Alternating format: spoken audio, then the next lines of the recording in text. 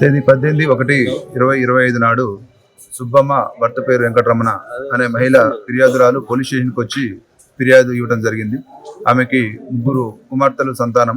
పెద్ద కుమార్తె అయిన మాధవిని సుమారు 13 సంవత్సరాల క్రితము గురుమూర్తి అనే వ్యక్తికి ఇచ్చి మ్యారేజ్ చేయడం జరిగింది. వీళ్ళిద్దరిది కూడా ప్రకాశం డిస్టిక్.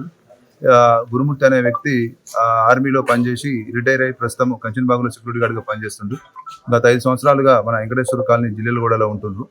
ఉన్న తర్వాత ఫిర్యాదు ఇచ్చిన సుబ్బమ్మ దాంట్లో ఇచ్చిన కంప్లైంట్ ఏందనగా 16వ తారీఖు ఈ నెల జనవరి 16వ తారీఖు తన కుమార్తె మాధవికి అల్లుడికి గురుమూర్తికి ఇద్దరికి చిన్నపాటి గొడవ జరిగిందని, ఆ గొడవ జరిగితే మధ్యాహ్నం 12 o'clock ఆ సమయంలో ఈ మాధవి ఇంటి నుంచి వెళ్ళిపోయిందని చెప్పి ఫిర్యాదు ఇవ్వగా ఆమె ఫిర్యాదు మేరకు కేసు నమోదు చేయడం జరిగింది. అటు కేసు నెంబరు 81/2025.